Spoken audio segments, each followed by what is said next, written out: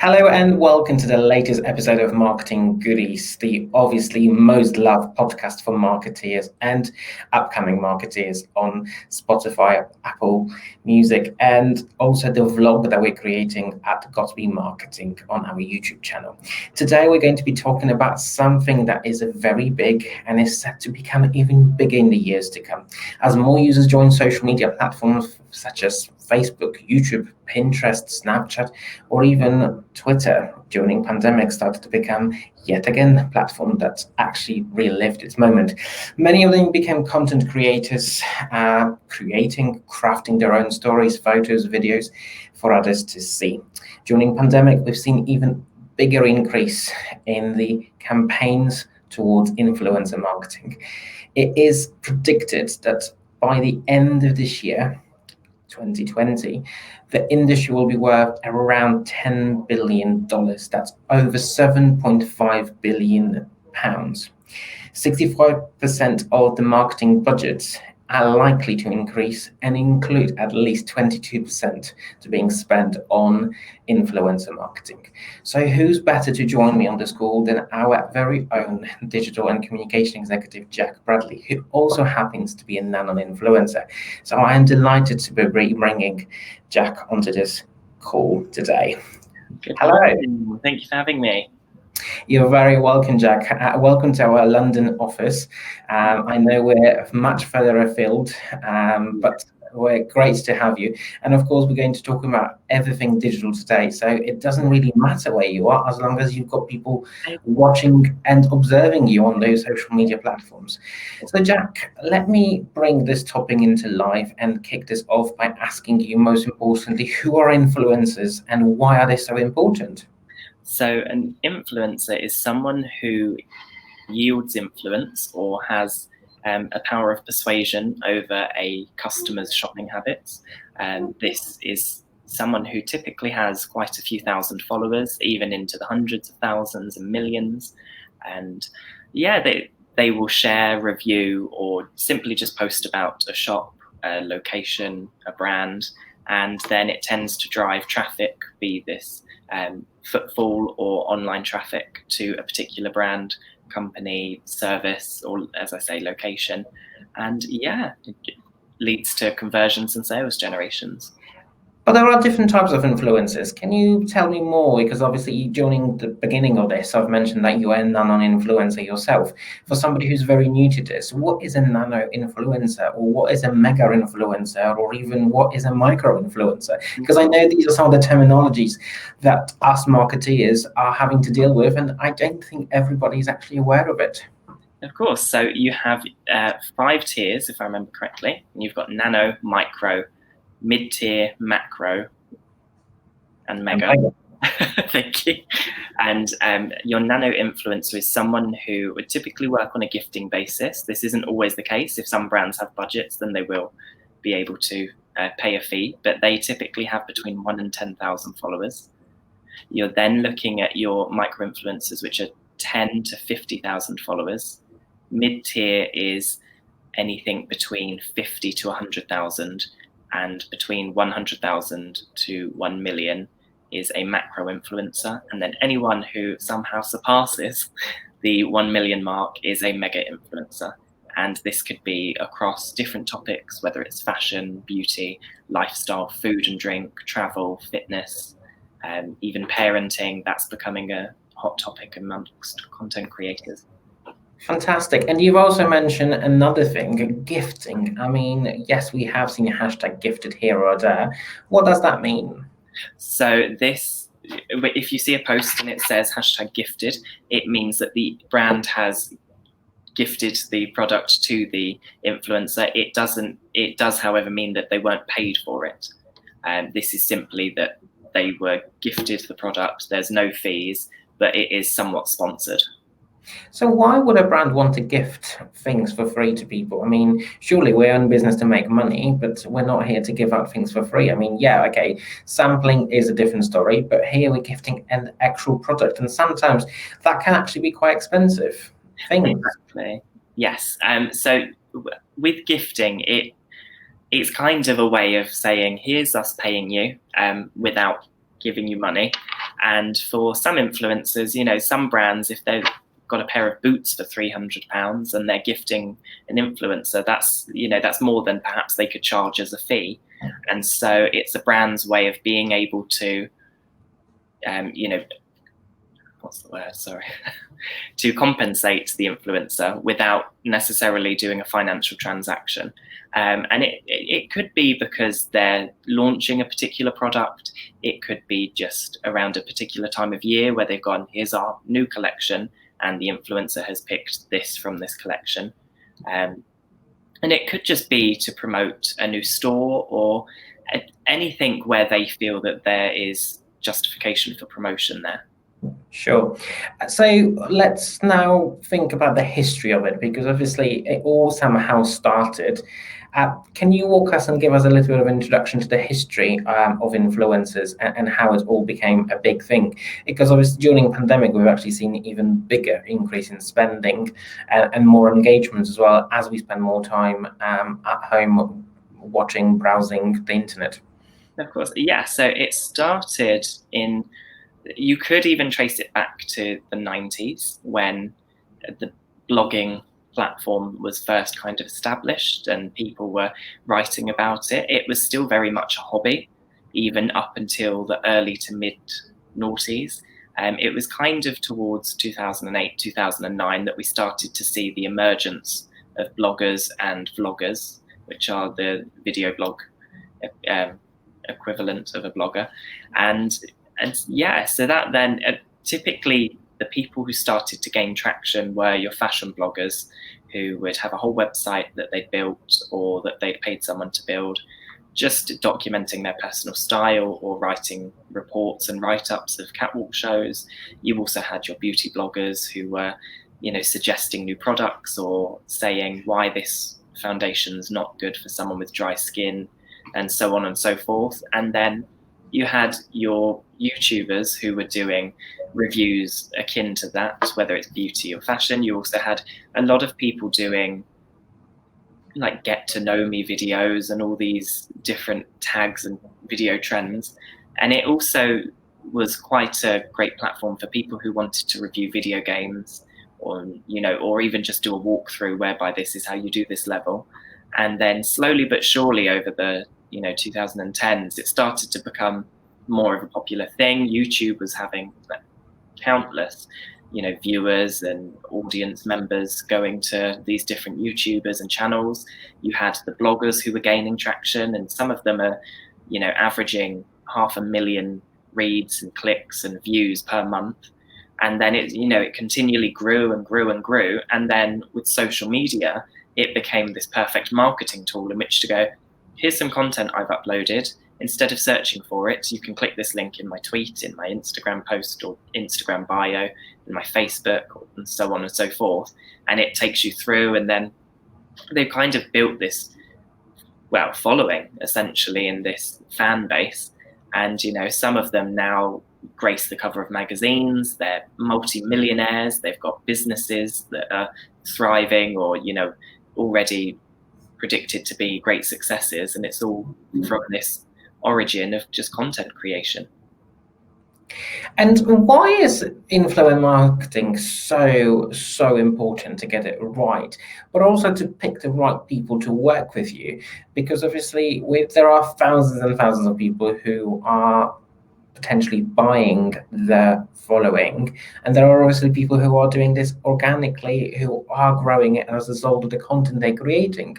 So how, kind of two questions there, how do we verify that this person actually has got 50,000 or 100 or 1 million followers, and they're not just what often is being referred the eggs, so just people with nothing there and very low engagement, versus then also, you know, how do we get it right? So with the how do we know if it's an authentic influencer, there's lots of tools and, you know, metric websites now whereby it will analyze an influencer's social media, you know, whichever channel, and it will show you the growth in which their following has built. And, you know, if it's all of a sudden overnight, if it's gone up by 50,000, you can kind of guess that there's probably been some follower buying there. And in fact, Instagram cottoned onto this, I want to say a year, maybe 2 years ago. And they actually erased as many of these bot accounts as they could. And all of a sudden you saw these influencers who had 80,000 followers dropping to 20,000, or you saw these people drop from 150 to 100, or, you know, even from 20,000, some of them dropped right back down to 1,000. And so it was a very great way to see, sadly, who was frauding and who was playing the game and trying to cheat the system. And then, like you say, there's people who are, you know, working really hard to create not only great quality content, but stuff that will resonate with their audience, and then, you know, continually trying to evolve that on that. So yeah, so then it was nice that these influencers started getting credit, because the other ones who perhaps were in the spotlight had kind of tarnished their name. And then with your second question, about getting it right, I would say it has to be a seamless fit. It's not to say if an influencer hasn't posted about a brand before, it's not to say you couldn't ever work with them, but it has to be a right fit. If you are a really high-end brand and you're working with an influencer who only does fast fashion, you can kind of see that it doesn't align very well and the two don't marry together. And you can see that there was just a payoff there. Or again, if there's an influencer who only does, I don't know, fitness content, and all of a sudden they're posting about this new skincare brand, then again, it could be, have you sold yourself out? And the followers then start to lose trust in the influencer, and that authenticity is diminished. And that's something, especially in this year, I think with the pandemic, we've really come to appreciate authenticity and honesty from influencers. And why is it so big at the moment? Why is it growing? I mean, why are brands going for this? Because obviously there's tons of other form of marketing you could be doing, but all of a sudden, you know, more and more briefs for agencies and also for brands themselves, they just want influencer marketing. It's just kind of become the new thing. So why is it so important? I would say it's important because it's this shift in media and this whole shift in consumer behavior. And it's not to say that, you know, magazines and, you know, different media channels like that aren't relevant anymore. It's simply just that originally influencers were people like us. They weren't, you know, journalists who were gifted stuff all the time. They weren't celebrities who were paid to say, oh, I like this brand. They were just everyday people, as it were. And so people felt like when you followed them, you can trust them because, oh, they're just like me. Okay, they have an amazing feed and they wear clothes that I would like to buy and save up to buy and those sorts of things. But you have that connection to them because they're not too removed from the real world. And so you feel like you can trust them. And I think a lot of people in the early days, they felt like what these influencers had to say was really worth listening to, because they may not be working for, you know, larger magazines or media titles, but they were someone who knew what they were talking about and actually cared about their followers making a good decision and, you know, spending their money wisely.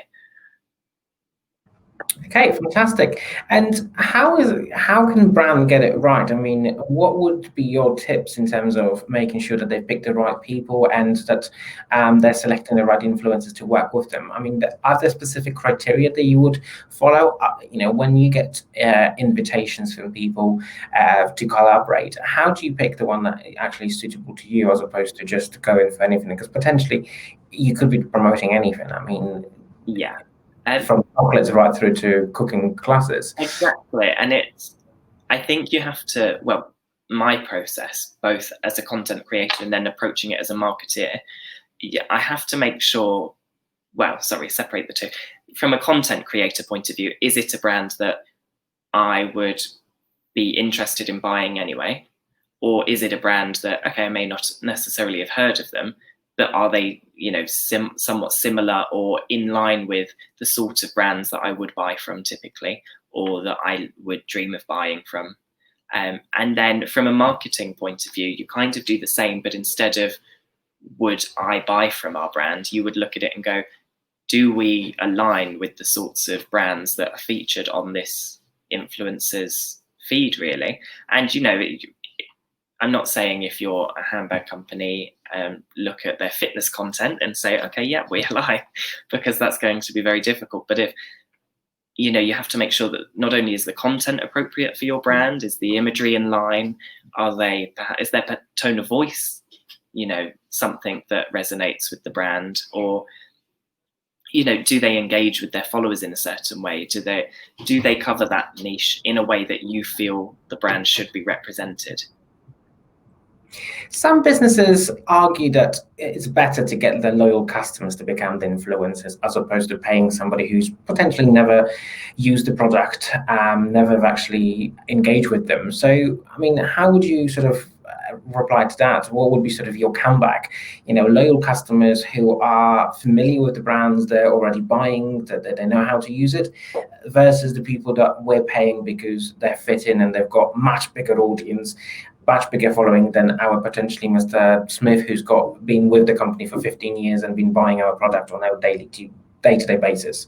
Yeah, so I would say that there is more integrity for a brand to work with multiple influencers who are already customers of the brand. They may not necessarily have 100,000 followers each, but you will reach more of an engaged audience by working with influencers who have perhaps not necessarily 100 followers, because that doesn't technically qualify as an influencer, but you might want to work with 5 influencers who collectively have 20,000 followers, and you may find that there is more of a return on your investment than, you know, paying someone who has not once mentioned your brand on their social media, who doesn't even look like they would ever mention your brand or buy from your brand, just because they have 5 times that following. Because it's, you know, their audience is following them for a reason, whereas you're likely to get customers, or, you know, get return customers from the influencers who are already customers, because the chances are they've posted about your brand, they've mentioned it, they've recommended it to a follower. And so that would be my justification as to why you should work with people who perhaps already are interested in it. And you've sort of touched base on this about this long-term partnership. I mean, most campaigns that we're seeing out there are sort of one-offs or very short-term basis. So how do we build a long-term relationship with influencer so that he or she works with us for a number of years, and, you know, doesn't just do it today and then 2 months later our biggest competitor approaches them, gives them better brief, more money, and they go away and swap, and all of a sudden we see this, not necessarily brand slatting, but to an extent, you know, swapping from one to the other. So how do we sort of build those relationships with influencers so that they last for years as opposed to weeks or days?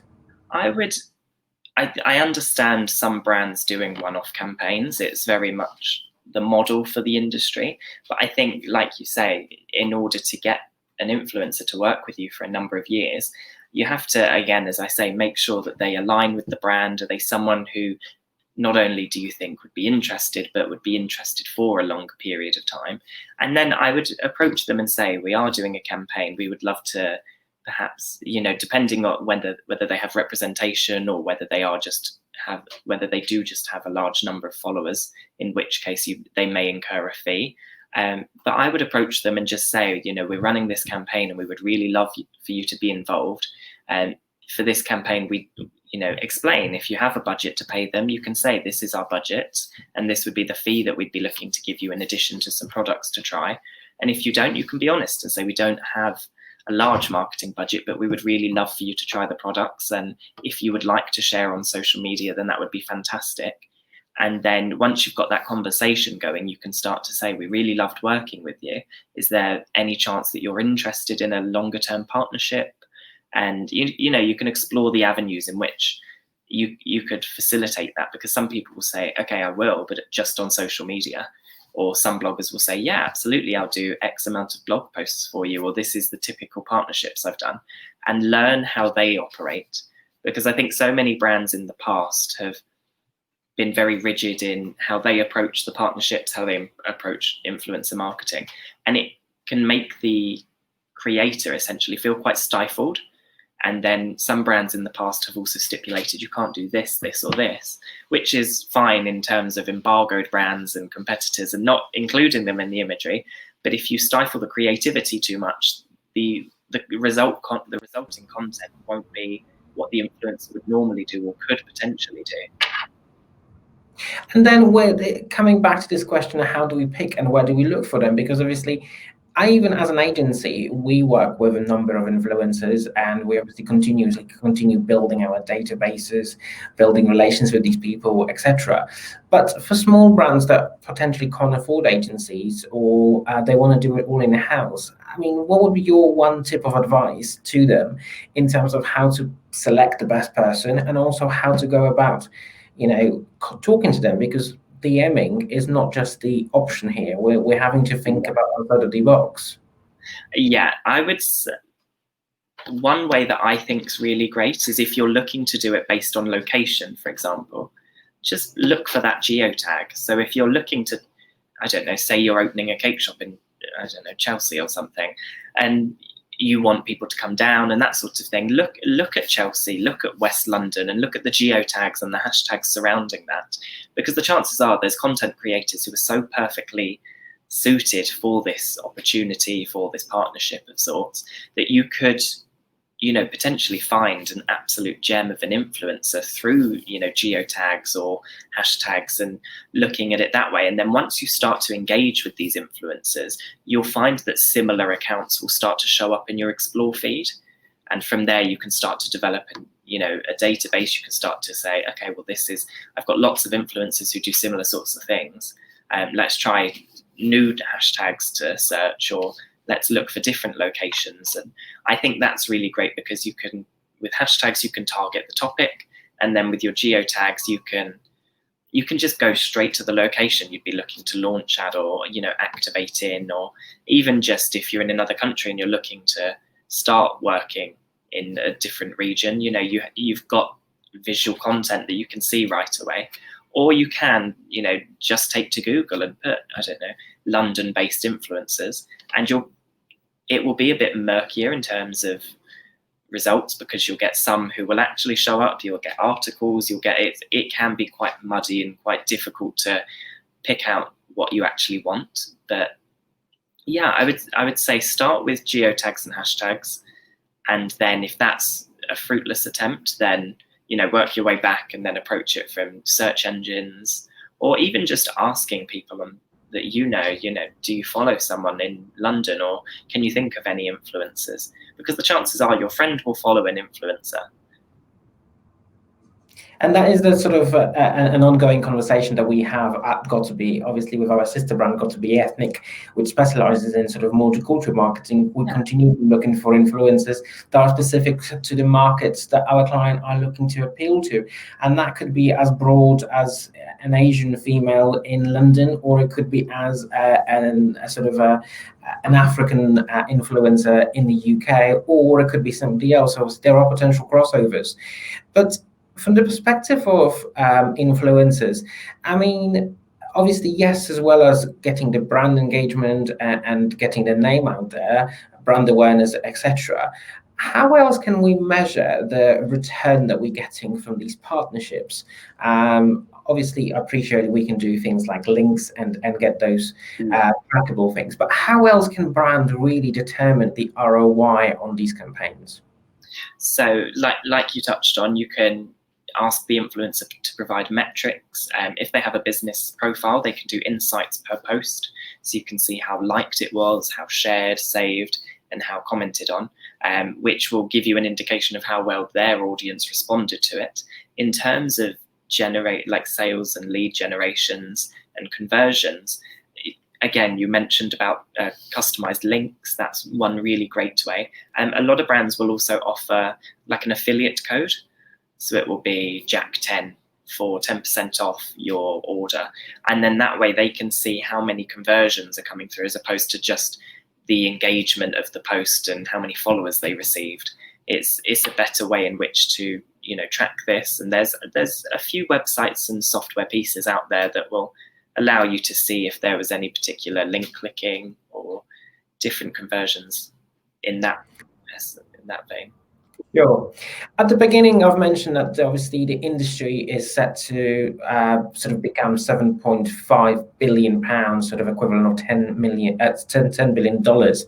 That's huge money being spent on just one particular category, which is continuously evolving. I mean, we've recently seen obviously introduction of the Reels on Instagram. We've even seen the extension of them from 15 to 30 seconds, which obviously was the beginning to start with. So what is the future of influencer marketing? Where do you think this is all going? Good question. I would like to think that we're going to continue with this real strong sense of authenticity. It's something I both enjoy when I've created content and both as a customer. It helps you know that people aren't just taking a paycheck and promoting a product for the sake of it. I think we're going to see a lot more moving image. We've seen the rise of TikTok, and we've seen Instagram not retaliate, but try and one-up them with Reels and then extending it. And I think I'm intrigued to see what will happen to TikTok, because I know about everything with the US and the potential ban and the potential sale of it and the safety breaches that they've had. I do think from an influencer point of view, platforms such as Instagram and YouTube will continue to be the strongest. I think we're going to see more and more brands as well using nano and micro influencers. One, because yes, they're cheaper to work with, but also, as I mentioned previously, you can use 5 and it would be a cheaper campaign, but a more engaged campaign than working with someone who will cost you £5,000 for a couple of posts, and potentially not get any ROI. Sure. And if there was one tip of advice, both as a marketeer, somebody who sort of looks after this side of the business at GottaBe, and also as an influencer, so being on the receiving side, what would it be if you, okay, well, I'll let you have 2, one as a marketeer, one as an influencer. What all those 2 tips would be to obviously get the best campaign out there? From the influencer point of view, make sure that we're right for the campaign, and also when you make contact, personalize it. You would be surprised how many people just go, okay, they didn't even put my name in the email. I'm not responding to this. It was generic. There was no thought put into it. And then from the marketeer point of view, I would say look past the follower count and look at the content and engagement. Is this content something you want for your brand? And is there engagement around a figure that you're looking to work with? And lastly, I just want to pick on this because I know this is a big thing and continuously brands are having an issue with this, is the brand guidelines and the following of brand guidelines. Yes, they've been created, and have been established and in practice for number of years or decades. But how do we create a brand guidance for a brand that fits with influencers who every single one is different, unique in their own form? So where does the brand guidance fit into this? I would say brand guidance would fit into the sense of, as I said earlier about embargoed brands. So, make sure you outline that you don't want your competitors featured. Otherwise it could be a confusing ad. Like you say, there's so many different influencers out there that you can't just do the whole one size fits all approach. I would sit and look at things you want each influencer to avoid. And I know it's more time consuming, but it will be more helpful for an influencer to receive something that has been more tailored to them and say, look, I know you normally do your shoots in a forest and it's very whimsical and cool, but is there any way we could do it in a field instead? Or those sorts of things, as opposed to just saying, you all have to be on the street, you all have to wear jeans, coat and boots. And because otherwise you lose the creativity and then it becomes ubiquitous content. And then, if the influencer is happy for you to reshare it, you're just sharing the same person in different outfits, different people in the same outfits and same location. And it just loses the creativity and the fun that is content creation. I mean, Jack, you've summed it all up very nicely. I mean, I know the topic could be discussed for a number of hours, but this brings us on to the end of today's episode of the Influencer Marketing. Note that we will be revisiting it once again in nearby future. But I know you are always on hand from brand perspective, but also influencers or people who are looking to become influencers. So just at the end, if I could just get you to sort of give us a little bit more information about yourself, and also what do you do at GottaBe, that'd be great. Of course. So prior to GottaBe, as Tomasz kindly mentioned, I was a nano influencer. I had a blog which was called Oh So Jack, and it covered fashion, male beauty, lifestyle, food and drink, and a little bit of travel as and when I was able to go away. But and so it was really great, and it allowed me to not only develop more of a tone of voice, but learn about marketing through social media from the creator's point of view, which has been helpful in applying it to a brand and marketing point of view. I was able to learn, how to use CMS. I was able to learn an awful lot from blogging, and I still use it today. But I've tried to keep with the times in the sense that sadly my blog wasn't really getting any views anymore, and it kind of died off, and it was more just an image archive at this point. So so now I work solely on Instagram, nano influencer, and again promoting and working on fashion, beauty, lifestyle, food, drink, travel content. And then at GottaBe, I am the digital and communications executive.